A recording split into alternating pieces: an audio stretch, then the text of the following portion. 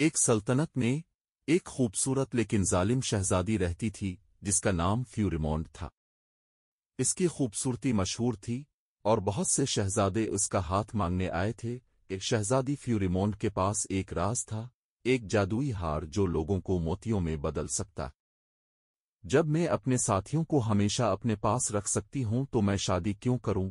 اس نے شرارت سے سوچا۔ ایک دن گلو نامی ایک مہربان شہزادہ اس سے ملنے آیا۔ شہزادی فیوریمونڈ، اب کی خوبصورتی رے ستاروں سے زیادہ ہے، اس نے مسحور ہو کر کہا۔ فیوریمونڈ دھیمے سے مسکرائی۔ پیارے پرنس گنگلو، کیا آپ میرا سب سے قیمتی ہار دیکھنا چاہیں گے؟ اس نے اسے جادوئی زیورات دکھاتے ہوئے پوچھا۔ جیسے ہی وہ اس کی تعریف کرنے کے لیے جھک گیا، فیوریمونڈ نے جادوئی الفاظ میں سرگوشی کی اور گنگلو ہار پر ایک مالا بن گیا۔ اب تم ہمیشہ میرے ساتھ رہو گے، اس نے شریر مسکراہٹ کے ساتھ کہا۔ یہ کچھ عرصے تک جاری رہا، مزید شہزادوں کو بھی یہی انجام ہوا۔ لیکن سلطنت میں میروکو نامی ایک عقلمند نوجوان رہتا تھا جو ہار بنانے کا ماہر تھا۔ اسے شہزادی کے ساتھیوں کے لاپتہ ہونے پر شک ہوا۔ مجھے اس راز سے پردہ اٹھانا چاہیے، میروکو نے قلعہ کی طرف نکلتے ہوئے اعلان کیا۔ شہزادی فیوریمونڈ سے ملاقات کے بعد میروکو محتاط تھا۔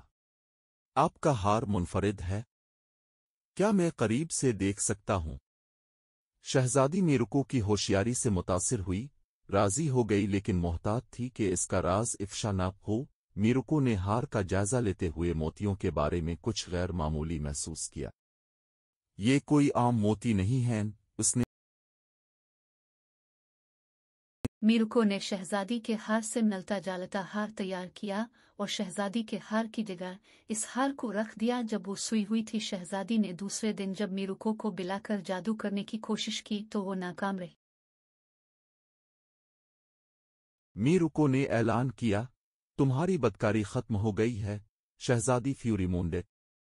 اس کے بعد اس نے تمام شہزادوں کو ان کی حقیقی شکل میں بحال کرنے کے لیے اصلی ہار کا استعمال کیا۔ اس کی باطل اور ظلم کا احساس کرتے ہوئے فیوریمونڈ نے ایک گہرا پچھتاوا محسوس کیا۔ میں بے وقوف اور ظالم رہی ہوں، اس نے اعتراف کیا۔ شہزادے، جو اب آزاد تھے، نے فیوریمونڈے میں تبدیلی دیکھی۔ ہم نے آپ کو معاف کر دیا شہزادی، خدا کرے کہ یہ عاجزی اور مہربانی کا سبق ہو، انہوں نے کہا۔ فیوریمونڈ نے اپنے باقی ایام اپنی دولت اور طاقت کو اپنی بادشاہی کی مدد کے لیے استعمال کرتے ہوئے گزارے۔ اب وہ بیکار اور خود غرض شہزادی نہیں رہی بلکہ ایک عقلمند اور مہربان حکمران تھی۔